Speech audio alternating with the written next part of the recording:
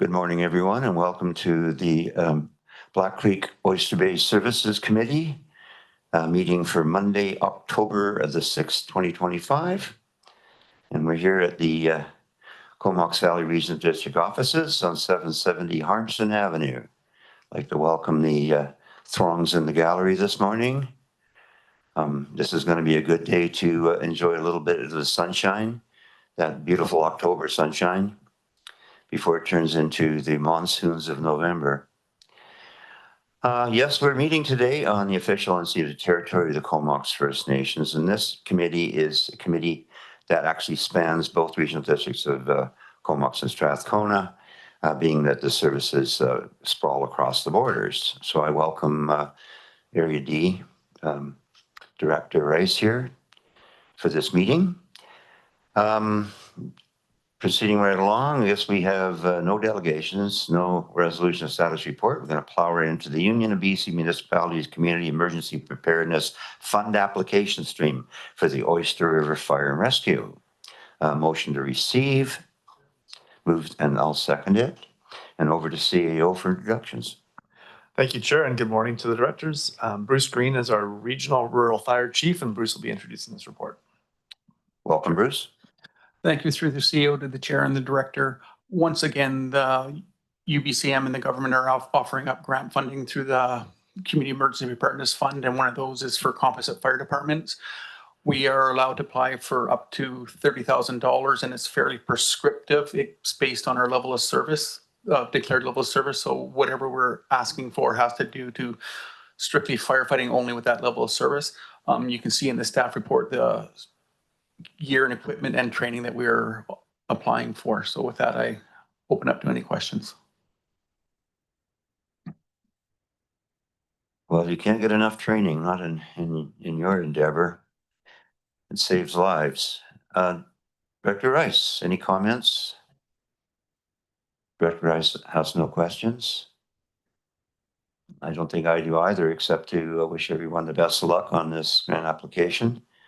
I see we're making similar applications for other fire departments across the Comox Valley Regional District Fire Services. Okay, so yeah, I don't have much, certainly not stand in the way of this. I think it's great. So seeing no questions, a vote on receipt of the report. All in favor? That carries. And the recommendation? I'll move the recommendation that an application to the Union of BC Municipality Community Emergency Preparedness, I can't read it all, fund in the amount of $30,000 for the Oyster River Fire Rescue be submitted for the fire department equipment training as outlined in Appendix A of the staff report dated September 25th, and further that the Comox Valley Regional District commit to the overall grant management should the application be successful. I couldn't say it better myself. I'll second that recommendation. Any further discussion on it? Seeing none, anyone opposed? I caught you on that one. Okay, anybody in favor? That carries. Thank you very much for honoring this grant application. And now I think we have Chris here to bring in the Water Restrictions Task Board. This is a great addition to our meetings and all our committees and the board. And over to CIO for introduction. Thanks, Chair. Chris LaRose is our Senior Manager of Water and Wastewater Services, and Chris will be introducing this, the Water Restrictions Dashboard. Chris. Thank you, James, and through the chair, good morning, everyone. Yeah, so this is the last dashboard of the summer 2025, reporting out on the consumption and state of our water supplies in September, or as of the end of September. And as so as you know, this year was the first one or second year of the dashboards, and first year that we attached the graphs on the second page showing the consumption compared to previous years.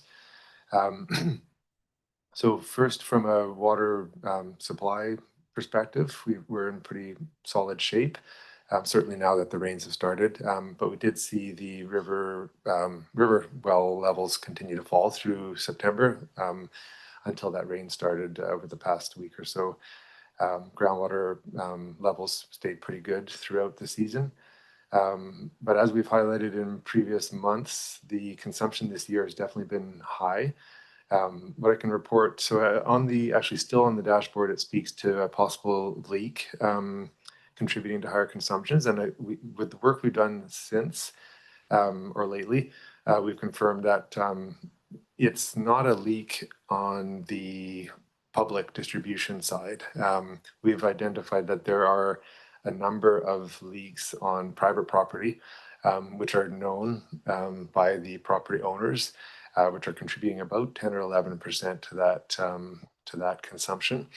For whatever reason, property owners are not taking immediate action to resolve those leaks. So we've confirmed that the actual unaccounted for water in the system is actually quite low at about 9%. So that's the difference between what we're billing customers and what we're producing at the plant. That's in comparison to a service area like Union Bay that has over 40% unaccounted for. So if you look at the graph, it is still showing very high consumption. We're way above where we would be normally at this time of year. And indications to date point at leaks on private properties. So we are contemplating bringing forward a recommendation to amend the bylaw to provide a bit more of an incentive to property owners to resolve leaks on their property rather than just continue to absorb the cost of that leaking water. So we've got some ideas, but we'll plan to bring that back for discussion at the committee at another meeting. Any comments, Director? Director Rice? Thank you, Chair. Did I hear right that the water system is absorbing the cost of the leaks right now, not the property owner? No. So the property owners are absorbing those costs. Okay. So the system itself is in higher than anticipated revenue situation because of this situation. Yep. So that's that could put your mind at ease on that front. But it is still an impact to the service in terms of absorbing some of our capacity, our groundwater extraction capacity.